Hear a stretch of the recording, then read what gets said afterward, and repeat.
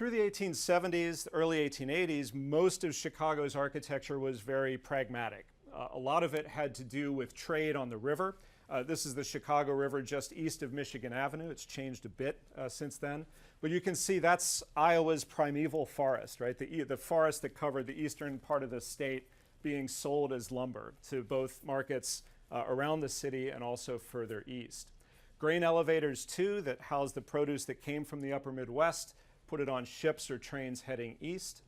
And then most importantly for our story, this relatively cheap commercial construction that at first gave offices for bankers, for traders, for speculators, and later that became a commodity itself. Real estate within office buildings that could be bought and traded just like corn from Iowa that could be bought and traded.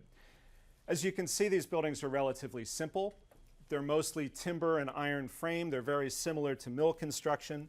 The one difference being that you can see here the effort to bring daylight in, to make the windows, particularly on the street fronts, as large as possible, and therefore to make the office spaces inside as attractive as possible and as lettable as possible. Even through the 1870s, early 1880s, Chicago buildings, Chicago commercial real estate was generally 5 to 7 or 8 stories, right? Nothing above that, in part because elevators are still slow, but mostly because there are still structural problems with the cast iron and timber framing that was being used. So these two technologies, elevators and cast iron, are what enabled this kind of first building boom in the city. Elevators in particular allowed offices on the 5th or 6th floor to be just as valuable as offices on the 1st floor. And in particular, the invention of a safety brake by Elisha Otis in 1853, as documented here on the left by elevator historian Lee Gray.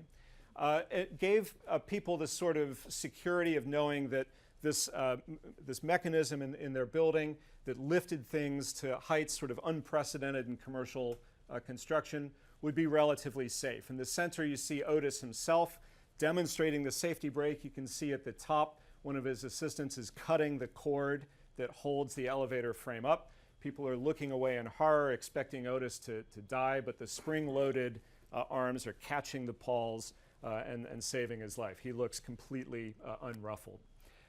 This was a major advance. Elevator disasters had been fairly common, and elevators had been used almost entirely for freight up through the 1850s. It's Otis's invention of this safety device that makes them sort of commercially viable. And we see their first use for people, for customers, and for tenants in the late 1850s.